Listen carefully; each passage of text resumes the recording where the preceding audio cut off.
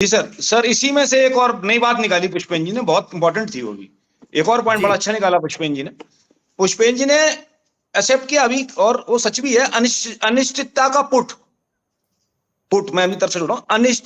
अनिश्चितता मतलब चीजें, अनक्लियरिटी बहुत ज्यादा घुसती चली जा रही है चीजों में, रिजल्ट्स के अंदर, वोटर्स के अंदर। वो अब दिख रही है लोगों को, सामने सबके आ रही है, और वो गवर्नेंस में भी रही है, वो गवर्नमेंट में भी रही है, उसकी फॉर्मेशन में भी रही है, उसकी रनिंग में भी रही है, वर्किंग में भी रही है। तो ये अनिश्चितता का जो पुट है, थोड़ा सा मैं और पुष्पेन जी एकेडमिकली और क्लोज आ जाएंगे, क्योंकि पॉलिटिकल साइंस और मिलिट्री साइंस फिर एक जगह पे जाके मिल जाते हैं कहीं, तो वो एक पॉइंट याद आया मुझे। तो देखिए, हमारे सब्जेक्ट के सबसे बड़े फिलोसफर जो हैं, उनका नाम है Carl von Philipp Gottlieb Clausewitz, short form में क्लाउजविट कहते हैं, जर्मन थे वो। और ऐसे कई सारे फिलोसफर होते हैं, 30 40 50 होते हैं, लेकिन कोई एक फिलोसफर होता है, वो फिर उन सबसे आगे निकल जाता है। उनको father of modern strategic military thought भी कहा जाता है, उन्हीं को कहा जाता है, उपाधि दी जाती है। सच फादर नहीं है कोई मिलिट्री साइंस का, सबसे ऊपर नाम उन्हीं का रहा है।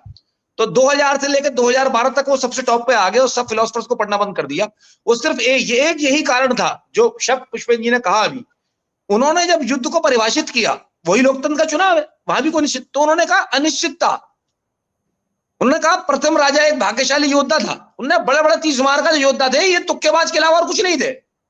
और उन्होंने उसको डिफाइन किया, उन्होंने फॉग ऑफ वॉर को डिफाइन किया।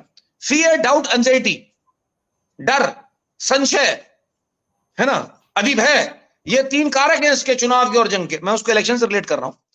तो इसलिए वो आज सबसे बड़े फिलोसफर ने, आज क्लाउजविट का नाम सबसे ऊपर इसलिए रखा जाता कि उन्होंने इसी जो बात पुष्पेन जी ने कही अभी, ये अनिश्चितता के पुट को सबसे ऊपर रखा उन्होंने कहा यद्यपि युद्ध में और चुनाव में, मैं उसको जोड़ रहा हूं चुनाव से, चीजें बड़ी सरल लगती हैं और सारी एक चेन से जुड़ी हुई हैं, लेकिन एक चेन के टूट जाने से और एक रस्सी के दर से उधर हो जाने से सारा खेल बिगड़ जाता है। और वो रिजल्ट आपके सामने आ रहे हैं। तो अनिश्चितता का पुट जो है, अनसर्टेनिटी का जो पुट है, वो जितना वॉरफेयर में जिसकी उसकी इंपॉर्टेंस है, और जितना वो अपने आप में चीजों को समझौता है, उतना ही वो लोकतंत्र और डेमोक्रेसी और चुनाव में भी अपना महत्व रखता है। ये फियर, डाउट एंड अनसर्टेनिटी, ये इतनी अनसर्टेनिटी आ चुकी है। कहां बात हो रही थी सीटों के चुनाव की, कहां बातें हो रही थी वन मैन शो के चुनाव की, और आज हम इस पॉइंट पे आके बहस करने लगे कि एक एक वोट की लड़ाई हो रही है। सीटों का चुनाव आज एक एक वोट के चुनाव, एक एक वोट की लड़ाई में तब्दील हो चुका है। तो ये अनसर्टेनिटी तो और क्या है। मैं नहीं समझता हूं, राजनीतिक विज्ञान सैन्य विज्ञान एक जगह पे जाके मिलते हैं, और शायद ये 2 विषयों सबसे ज्यादा मिलते हैं, क्योंकि सैन्य विज्ञान भी राजनीतिक विज्ञान से ही निकला है, और कई विषय निकले, लेकिन सबसे ज्यादा महत्वपूर्ण कोई शाखा, चाणक्य का जो अर्थशास्त्र है, वो बेसिकली पॉलिटिकल साइंस और मिलिट्री साइंस को और इकोनॉमिक्स फर्दर बाद में पीछे दोनों को इक्वली कवर करता है। तो ये अनिश्चितता का पुट है, ये अनसर्टेनिटी है, बहुत ज्यादा अनसर्टेनिटी है। और पुष्पेन जी ने कहा कि इतनी अनसर्टेनिटी को ह्यूमन एक्सेप्ट नहीं करेंगे। ह्यूमन एक्सेप्ट करें चाहे ना करें, लेकिन वो सच है, क्योंकि हर चीज तो ह्यूमन के एक्सेप्टेंस के हिसाब से नहीं चलने वाली है ना।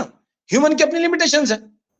21वीं सदी में आज हम, 22वीं सदी में आज हम कितने पढ़ लेंगे, कितने कामयाब हो गए, हमारी अपनी खुद की लिमिटेशंस है।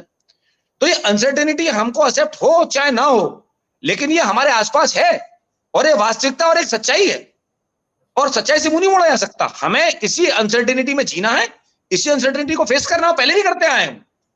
ऐसा नहीं रहा कि हमारा लोकतंत्र का 70 सालों का इतिहास या हमारे भारत देश का 5000 साल का इतिहास सारा का सारा सर्टेनिटी में बीता है, नहीं। मैं समझता हूं 60 70 साल तो बहुत ज्यादा सर्टेनिटी थी, जब से हम आजाद हुए। उससे पीछे अगर हम 5000 साल का इतिहास देखें, तो 95 to 99% वो अनसर्टेनिटीज के बीच ही बीतता है। सर्टेनिटी तो मैं नहीं समझता हूं 1 से लेकर 10% तक भी कभी रही होगी, और ज्यादा वैदिक पीरियड में जाते हैं तो वहां हम थोड़ा सेफ या सिक्योर पाते हैं अपने आप को, या मिडिवल पीरियड में और पीछे चले जाते हैं तो। लेकिन मैं समझता हूं कि अनसर्टेनिटी हमारे अंदर, अगर पूरे भारत के इतिहास को देखेंगे, तो ये 85% हर हाल में से 90% क्रॉस करेगी, और सर्टेनिटी के हिस्से में समझता हूं केवल 15% से लेकर 1% या 2% आएगा। Please carry on. जी पुष्पेन जी, कुछ